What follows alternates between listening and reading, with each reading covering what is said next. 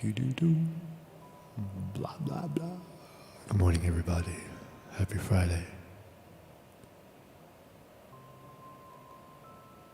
Happy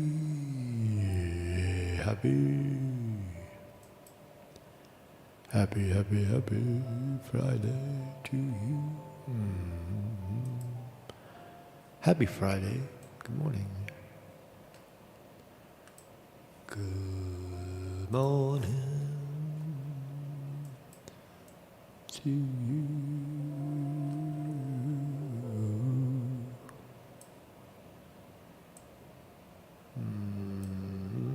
Uh-oh. Uh-oh.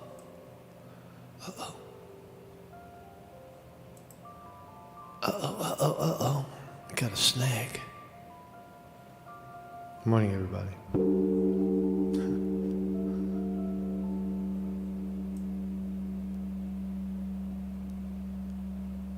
Huh. How you doing, everybody? Don't mind me. I'm having a moment. Hey, how are you doing, man? Happy Friday to you. Good morning, everybody. Mark Sconti reporting. So it's a Friday, and it's February 24 in the year 2023. And so there's a new study I wanted to talk about, stumbled on it this morning, says that the woke people, wokeness, as we, I guess, realize it, wokeness is in the eyes of the woke are smarter and more able to see more of the human spectrum of possibilities in their mind, they say. But what it ultimately does is results in a conformity, a sheep being pushed into slaughter mentality, as opposed to people who see the problem right away. Say, oh man, all these people are all on the same page, but the page that they're on is heading over a cliff. Right? And they walk the other way. They turn around and they walk away. Right? So it seems there is a study out of England right now. I'll take a look at it, and it confirms that higher IQ is associated with people who care more about free speech than political correctness. Right? So the people, like you see, for example, people that the yes sir, yes sir, yes sir. There, you're in the corporate setting, and there's one boss and 5 jerk-offs sitting around a table, and the boss says something, and 4 of the jerk-offs say yes sir, oh yeah, yes sir. Even if they think it's wrong, even if they think there's a better way to do it, they'll still say, oh yes sir, oh yeah, fucking, bend over and I'll kiss your ass, as opposed to the one person that is looking at the problem without a phobia of or paranoia of prosecution from the woke, and says, no, I think this is a better idea. You might want to consider it this way. That is not politically correct, and therefore you get exonerated for that. Right? You get kicked out of the room, or you get vilified by the 4 jerk-offs. But who is the smarter of the crew? Well, based on IQ tests out of England, pseudo IQ tests out of England, it does appear that the people who stand up and speak freely are, in fact, smarter. Right? Higher intelligence. Intelligence meaning the ability to learn. Right? They see more, right, than the woke. But you say, well, woke people are controlling so much of politics and so much of, corporate America. How did they get ahead if they're not as smart as the people who don't play ball? Well, maybe if it hasn't occurred to you, maybe it's gaslighting campaigns, and also targeting. Right? When you go for if you're a journalist and you go for a job at the New York Times, they ask you, well, what's your political slant? And you say, well, I don't have one. But I do think that Trump was a far better choice than Hillary Clinton for these reasons. And I think Bernie Sanders probably would have won the 2016 election over Hillary Clinton, who cheated, with the Democrats. If you say something like that, you are basically, oh, thank you very, very much for coming by, and we'll get back to you, and you're out the door. On the other hand, if you come in the door and say Hillary Clinton, she's for the women, and all women will benefit from Hillary, right? Or Trump is anti-American because he's promoting this idea of whiteness. Right. If you say things like that, then they'll be like, "Oh, great! When would you like to start?" Right. So it's an active campaign, right? And to get the dumb people to follow along, the fucking sheep. It's easier to run a publishing house with sheep as opposed to people thinking freely. At least it is now. I don't think it ever was. Yeah, I don't think it was in the past. But anyway, so that's what we'll talk about today. Are you woke? What does woke mean? Not in the sense of, certainly not in the sense of, in my mind, what is wokeness? Wokeness is the ability to see one's own thoughts. In a Buddhist sense, it's awakening to the nature of reality. People that are, screaming and, wearing masks in the street and, screaming, wake the fuck up, I don't see it as wokeness. I see it as some sort of rising ambition, rising, even euphoria in them. Ambition, I don't know what you would call it. It's some sort of rising up. But it's certainly not a rising up of intelligence or benefit for all humans. It's a very select kind of I don't know. I don't know. But we'll explore this idea. Plus a lot of other things, a lot of little short stories for Friday. Thank you all for joining me. My name is Marcus Conte, video journalist. Every morning at 9 a.m., Marcus in the middle. I try to stay in the middle of the politics and not get kicked out of the discourse, because it's tough being in the middle. It's tough having a high IQ and being in the middle of the discussion and actively opposing these, people that claim that they're woke, right? And speaking freely. Oh my God, freaking speely. Speaking freely is it's a burden today, right? Could you imagine that? Did you ever think when you were a child that free speech, you speaking freely, was not a strength, but became a burden, became a hindrance, like a brick, like carrying a brick. Speaking freely is like carrying a brick now. And wokeness, or following the herd, is putting the brick down. Right? And where does the brick lead? Where does the crowd lead you? Right? You remember, I got this clip. This might explain it, right? Who's right in the crowd, right? You've got thousands, maybe millions of sheep heading in the same direction, and that direction is off a cliff, right? But there's one sole sheep in the crowd, the black sheep, who turns around and goes the other way. Excuse me. There's a cliff. Excuse me. I'm going the other way. You can see him, right? Who's the woke one? Who's the woke one? The woke masses? Or the black sheep trying to save his ass and maybe save a few, extras. Hey, follow me, man. I know the way out. So anyway, I have a website every morning at 9 a.m. We are live right here on YouTube. Also, Tuesday evening at 7 p.m., we're live Dharma gathering for the 90-day meditation challenge. 90 days of continuous, uninterrupted, 10 minutes a day meditation, mindfulness meditation. Come on Tuesday night and learn more about that. and free yourself. Really, really, really, and I mean really wake yourself up as opposed to this pseudo garbage. Become your own, the ruler of your own world, finally. With the little, little time you have left. I tell you, life is short. Life is life. And it's in this form, it's kind of short, kind of blows by. Is it continuous? Do we continue into something else? Well, the evidence suggests that we do. We could become water. We could become earth. We could become consciousness in a bird or something else. Who knows? It's never lost. It's always there. And that's wokeness. And learn more about that every Tuesday evening at 7 p.m. right here on YouTube. Great way to promote and or support this program through Zelle.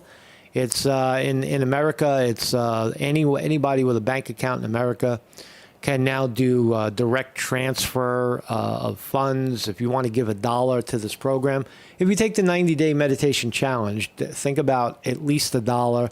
If you're very, very rich, you can go as high as $1 million. I'll accept $1 million from you, billionaire. It was just a billionaire who shot himself in New York. You heard that the billionaire, some billionaire philanthropist, shot himself with his own gun in his office. And, he's worth $2 billion, right? Too bad, right? He could have peeled off $1 million here, and maybe I could have went over there and saved his life by making him famous, right? Put him on YouTube, right? Hey, man, you're cool. You're cool, right? It must be a burden. I would say it has to be a burden to be, people wish for, to have $1 billion. But what would you do with $1 billion, right? You get, first you'd get, the vultures. The vultures will be all over you trying to get, take the money out of your hand. Every fucking nonprofit in the world is gonna be knocking on your door. How are you gonna handle that? And what about those relatives? What about those relatives and old friends? What, are you just gonna ignore them? No, you can't.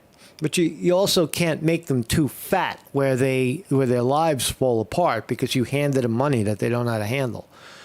So be careful what you wish for when it comes to a lot of money. Be content with what you have. And when you are, more will be revealed, right? So here, let's start here for a video. So video shows chaotic arrest of Florida teen accused of killing TV reporter and 9-year-old girl.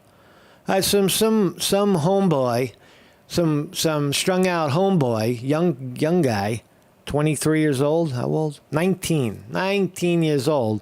He's got a gun in his pocket. He's out there blasting him. Let's put his face up. Here he is. Oh yeah, he's so. That's the girl who got shot. And here he is. Here's the slime that the police are going to wrestle to the ground. Let's watch the wrestling match, and then we'll find out more about it. So the police, they're chasing this guy down. One cop black, one cop white. No racism involved, but the homeboy is going to try to turn it into racism. Let's watch. So here the police doing their job. Get on your face. Get on your face. Get on your face. Get on your face. They killing me. They killing me. They killing me. They killing me. No, you just killed 2 people and they're following you and trying to take you down. Let's listen. They killing me. They killing me. They killing me. They killing me. He just killed 2 people and the police are taking him down. And he's trying to make it into, oh, they're killing me. And then he's going to say, I can't breathe. I can't breathe. They're killing me. Let me go. Let me go. They're killing me. Let me go. Let me go. Let me go. Let me go. Let me go. Let me go. No. Hold on. I gotta see it. Let me go. I got it. Let me go. That's Antley's on. Let me go. Let me go. Relax, man. All right, we got it secure. Relax. Hey, all you guys coming up. Relax. From the other direction. Relax. And then at the end, I think he's mumbling, "I can't breathe." The report was that he was saying, "I can't breathe." Let me listen again. Relax. Relax. He mumbled a little bit. "I can't breathe." But this is what the guy's done, guilty of doing. Police released dramatic body cam footage showing the arrest of a teen suspected of fatally shooting 3 people Wednesday. He shot a video guy. He shot a TV reporter. Here's the cops that arrested him, wrestled him to the ground. Big muscle black man, big handsome white man, right? There's the little girl they shot, right? Shot a black kid, little black girl. Shot a reporter. Right? Why?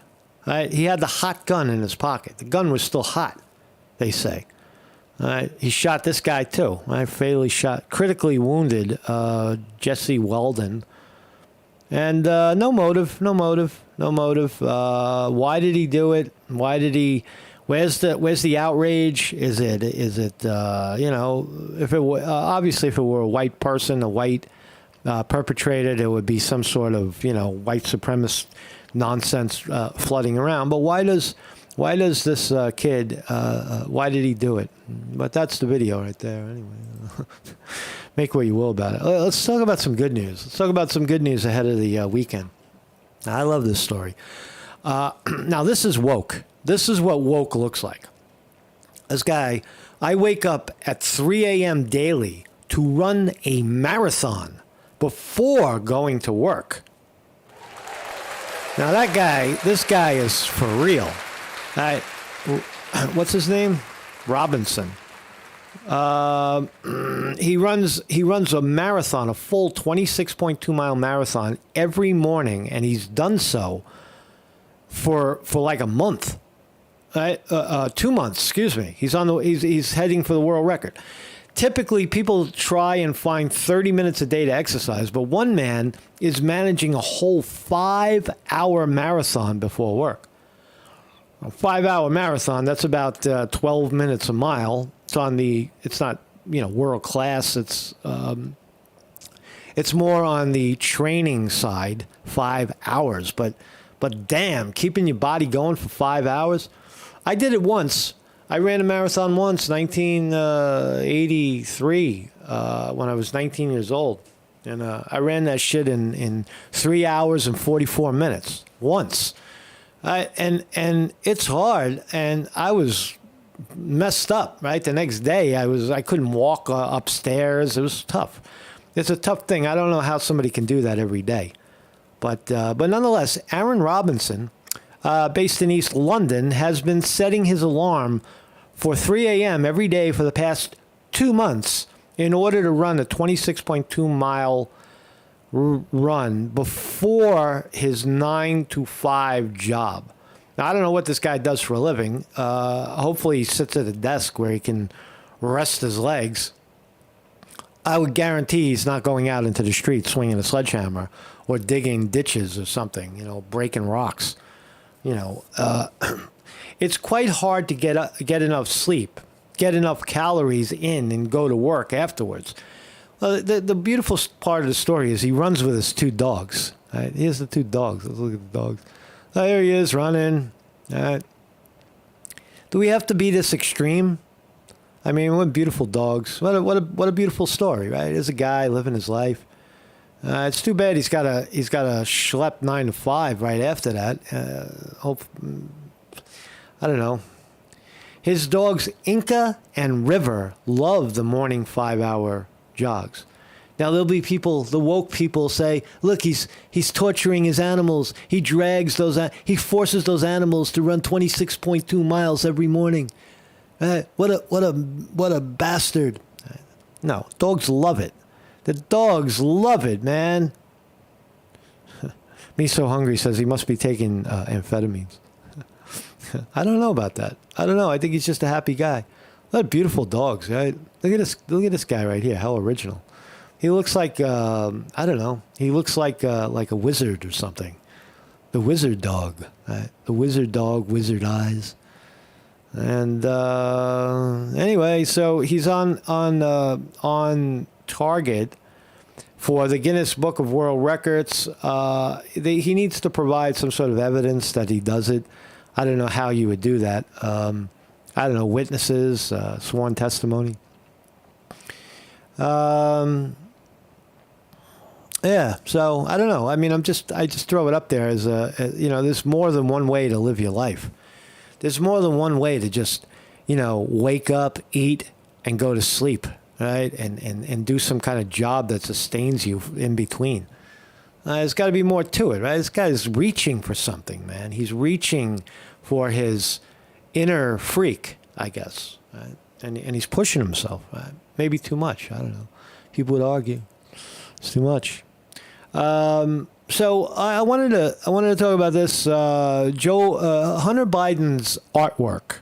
All right, now Hunter Biden, the son of the sitting president right now, son of the former vice president, same guy, Joe Biden, is making some loot. He's making some cash on his art. His art is selling between $75,000 and $400,000 per item.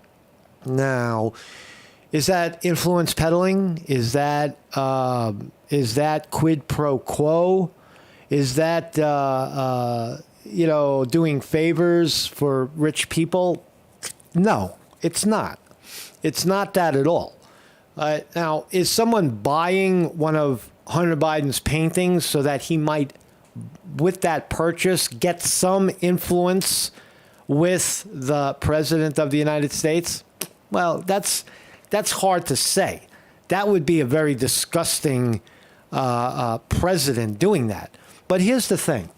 Is Hunter Biden's art worthy of the attention?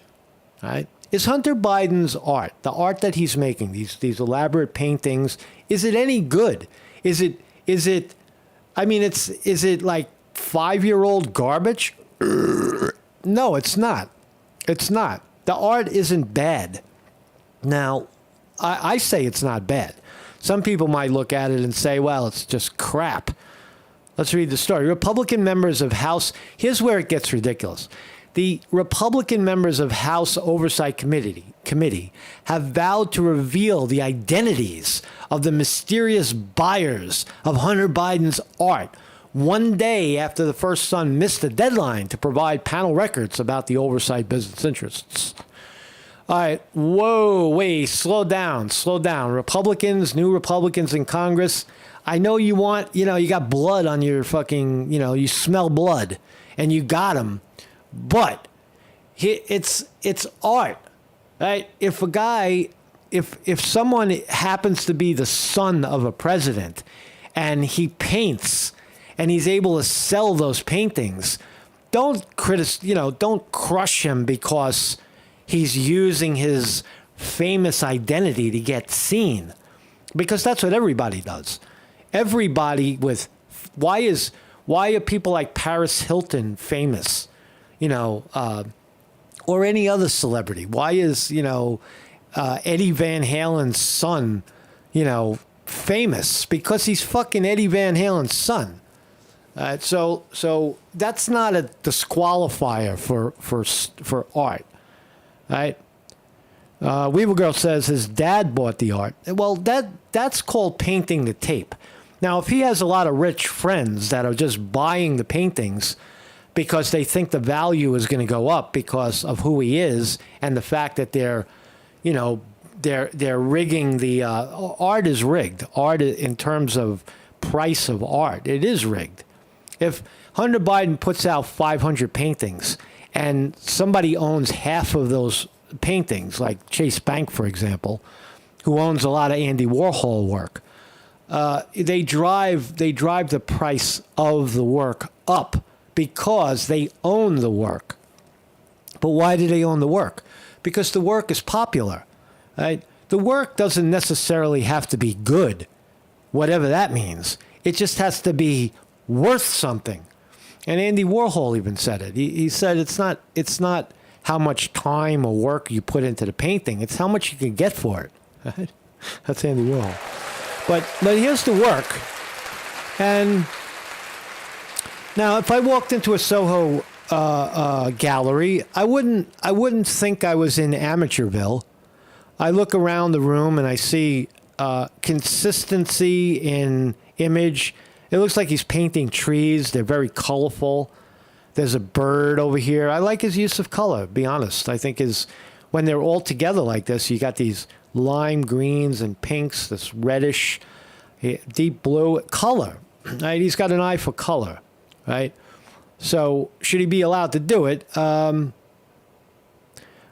And is it part of a political? Is it political hacking?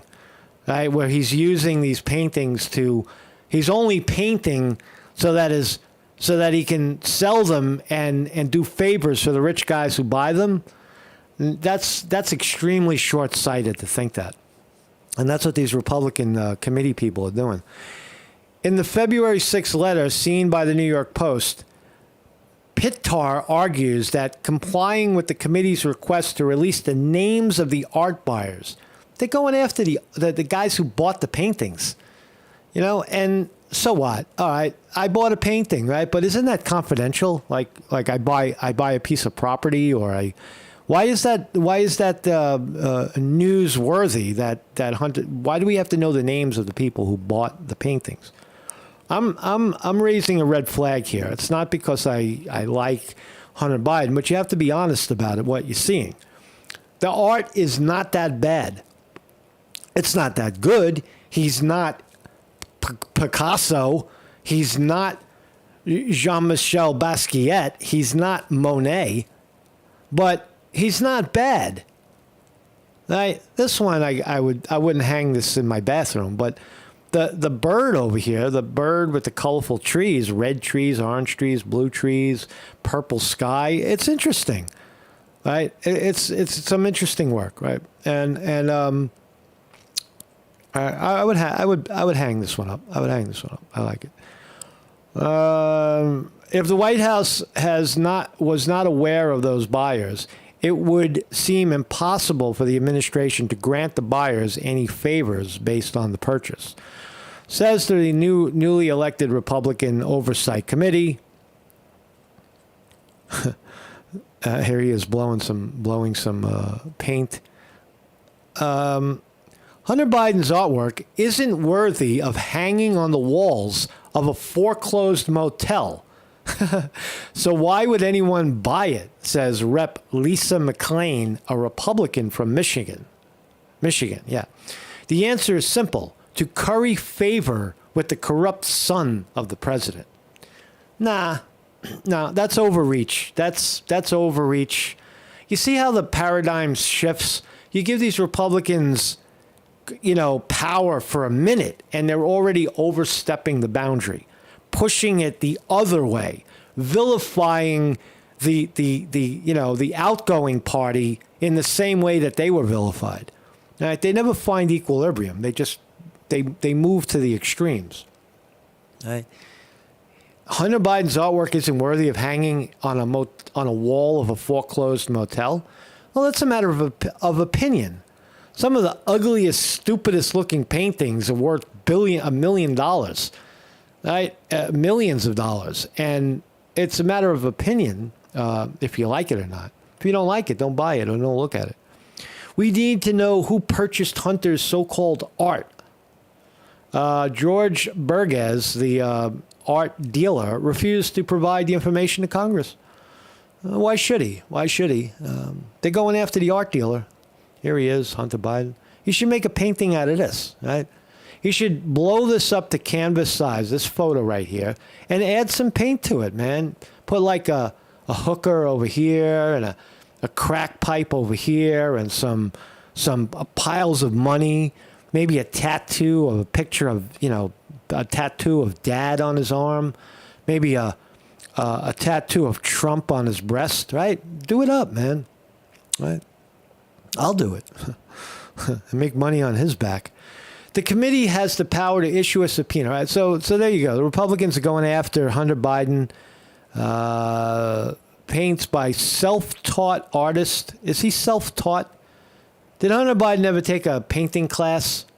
I think he did. I don't think he's self-taught at all. Self-taught means There's a pile of canvas and some paint and some brushes. Go get it.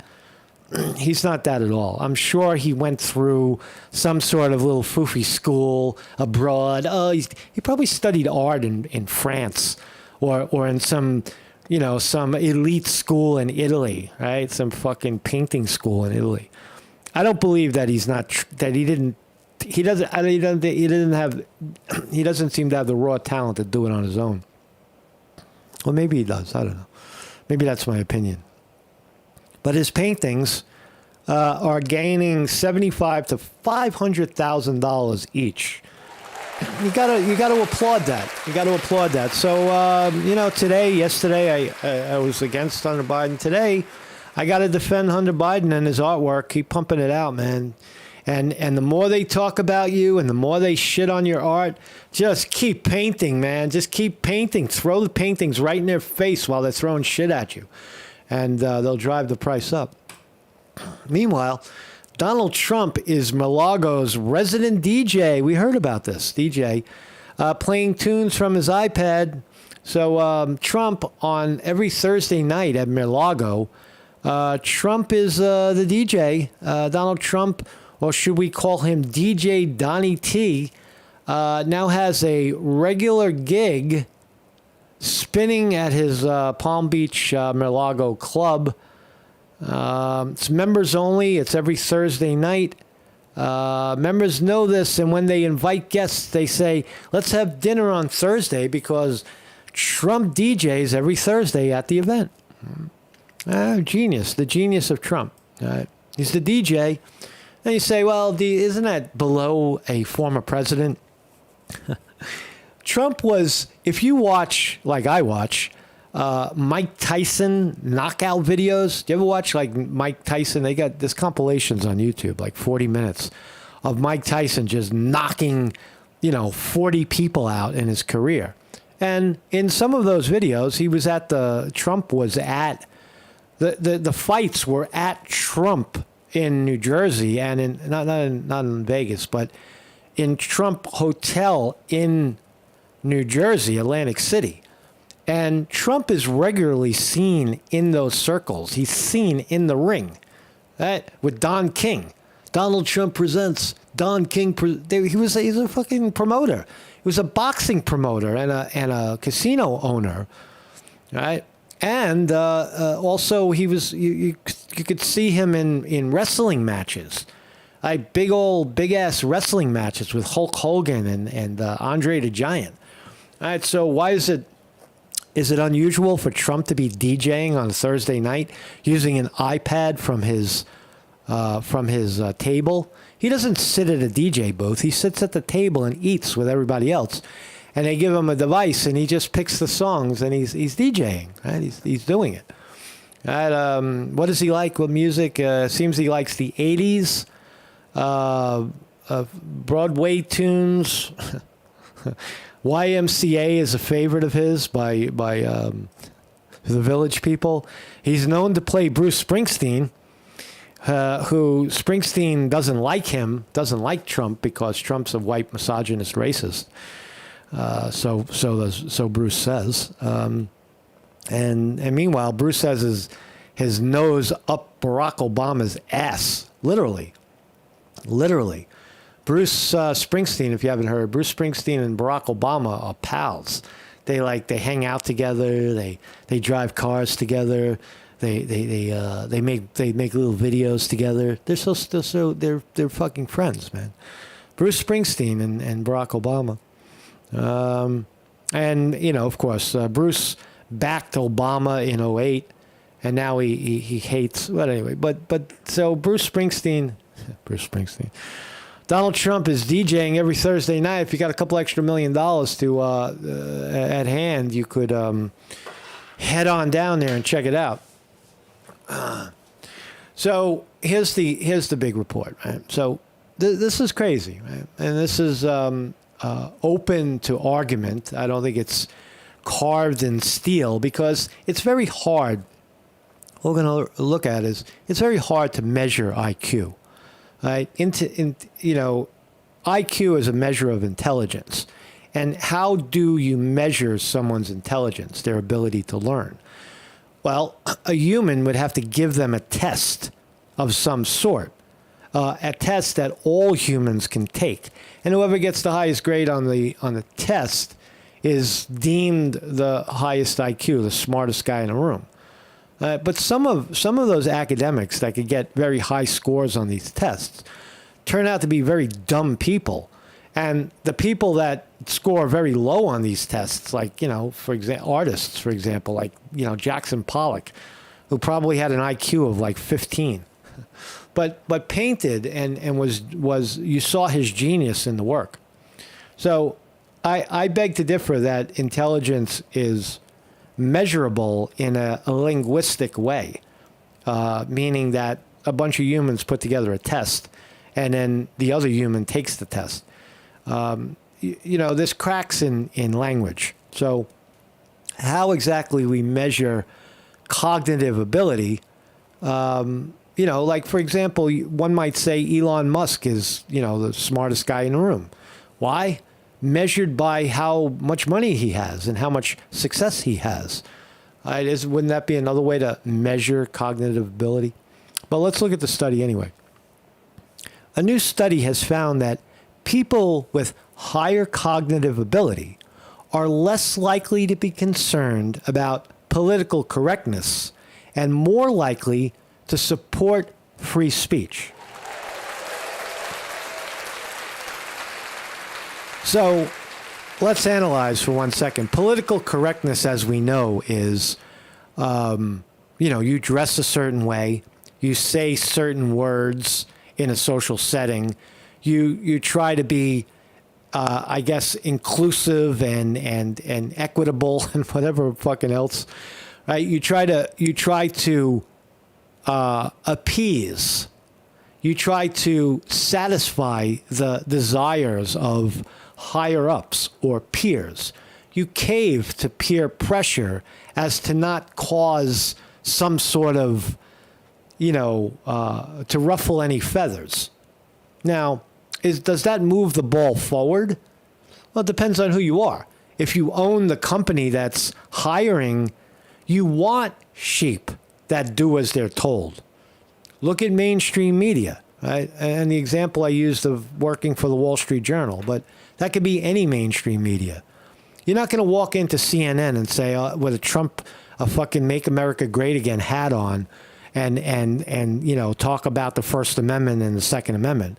CNN doesn't want to hear that. They want you to read from the teleprompter the shit that they're writing and do it with a smile and don't complain and take the money, right? See, that's what political correctness is.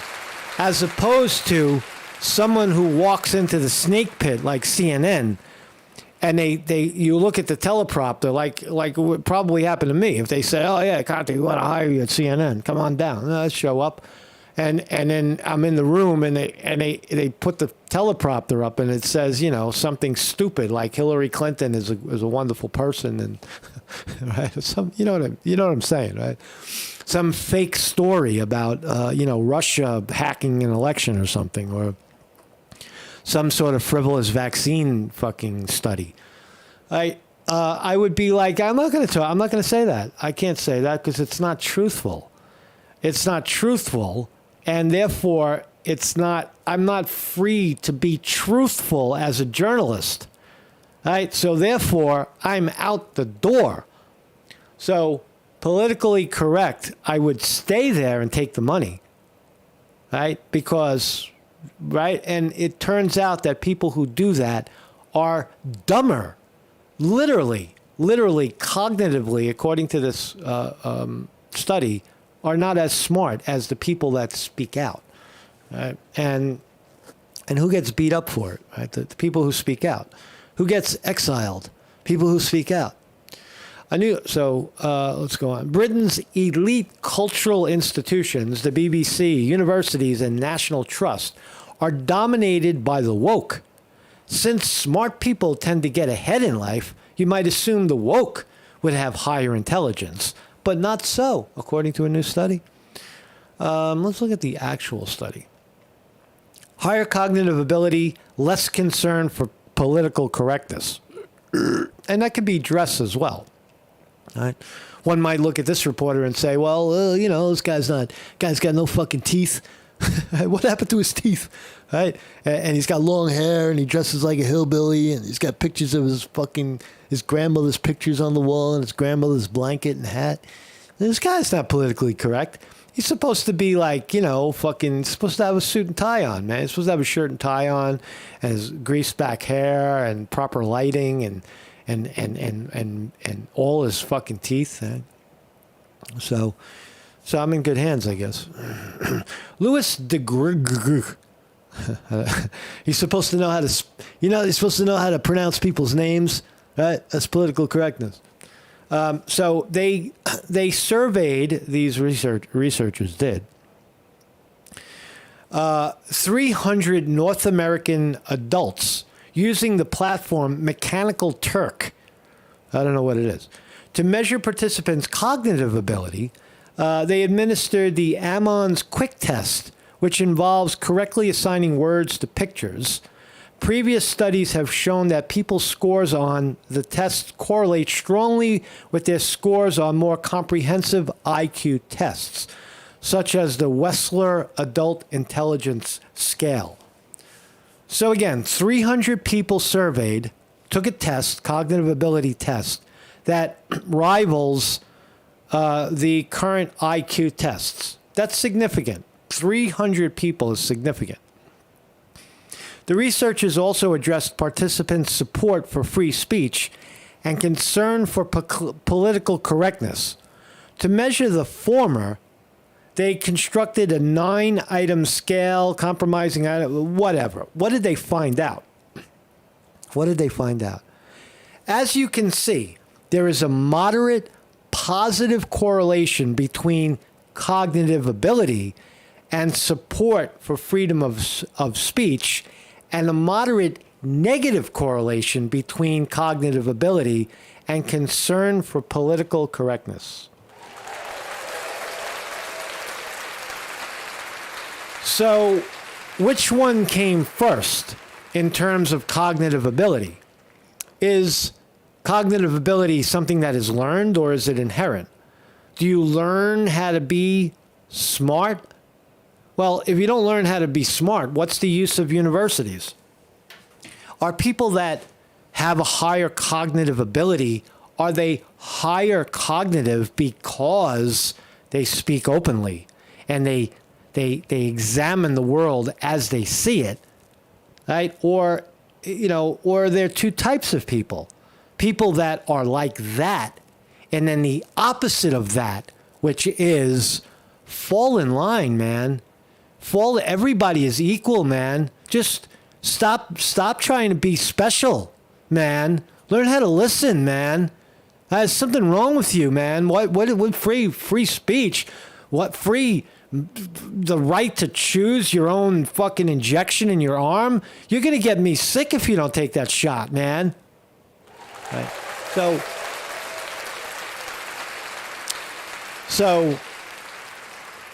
So that's the study based on 300 people, that free speech seems to, people that engage in free speech seem to be technically smarter, higher intelligence than people that we call woke, that care about this political correctness, what you can say, how you're supposed to wear your mask, how far away from people you're supposed to be, how you address people with your gender pronouns. How do I identify myself? Well, I identify myself as he and him, and she and her, and I'm politically correct. I don't want to hurt anybody, and everybody is equal, and race is you're a racist because you can't see all colors and shapes and size, right? These types of crazy people, right? It's fucking crazy, right? So one possibility is that this is only true among highly educated people. I don't know what else they're trying to say here. What else can we find out about this? Participants were also responding to, participants Right? Look, here's a sample question. Check out the sample question. Researchers asked participants to give their answers to statements such as this. Every individual has the inalienable right to express their thoughts freely, and censorship of speech leaves little room for debate and diverse points of view. Right? So if you walk into a job interview for CNN and you said that, you would be shown the door. You wouldn't even sit down. The seat that you're sitting in wouldn't even be warm yet, and you'd already be walking out the door. On the other hand, if you were sitting at the CNN, employment office, and you said, quote, "I get mad when I hear someone use political incorrect language. Quote, I try to educate people around me about the political meaning of their words." Right?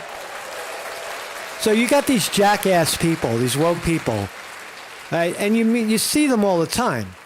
You're speaking openly and freely, and they're looking at you, waiting for the opportunity to educate you, about the political meanings of the words that you're using, right? When you say censorship, you don't know what censorship is. Censorship, you don't understand what censorship is. We're not censoring you. We're preventing you from harming these very vulnerable people over here because your words are hurting them. And they want to educate you on that. And so they see themselves as the woke side of the aisle sees themselves as politically, the right. They're in the right. They're right, and of course you're wrong, right? Well, I went to Harvard, so I must be smarter than you. I work for CNN. They pay me $6 million a year, and you're sitting in your mother's basement, ranting and free speaking. Right? Who's smarter? Right? They got a point there. Right? Who's smarter? Fucking Rachel Maddow or someone like me who sits here and does this in his pajamas? I don't know. I think I'm smarter. She thinks she's smarter. I don't know. People watching this show probably think I'm smarter. More people watching Rachel Maddow think she's smarter. So who's smarter? I don't know. It's open to discussion, but according to the research of these 300 American adults, it does point to people who enjoy speaking openly and freely as being smarter than the sheep who conform to the ritual. So anyway, Friday. Oh, I forgot to bring it. Yahoo. Let's look at the markets. And the markets are open today, Friday. And ouch. Oh man, that hurts. Ow. Markets down. Stock slide after Fed's preferred inflation print comes in hot. So we got a hot number on inflation, and pow, everything got whacked. Well, there we go. Say goodbye to your assets. You should have got out. You should have bought sold the rally. So here we go again. Apple is down 3.5. Amazon down 2. Google down $1.50. Facebook down almost 4. Microsoft down more than 5. Rivian down $1 to $17.14 per share. Still a good buy. Tesla down $6.8 per share. Lockheed Martin, Raytheon, war stocks flat right now. Holy Vaccine, Moderna, Pfizer, Johnson & Johnson. Moderna is down 5 this morning. How's Bitcoin doing? Bitcoin down $218 a share today to 23,800. Will it ever see $40,000 per share again? I don't know. Tesla down 7. Thank you, Conti. Tesla's down 7. So thank you all for joining me, and I hope that was helpful. And welcome everybody in the chat. Kaz of Philly Camden in the house. JJ Wolf. Thomas Robinson is in the house. Weevil Girl, Jay Knoll. Vinny DiMartini, motherfucker. It's in the house, too. Suit Cooter, what's up, man? Vic Moreau, JJ Wolf, I think I said your name twice. Ultimate Warrior. The Ultimate Warrior is in the house. So thank you very much, man. Thank you for joining me, and have a great weekend. I plan to. It's kind of looks like snow is on the way. It's getting very gray outside. Very gray outside. I see gray. I see gray.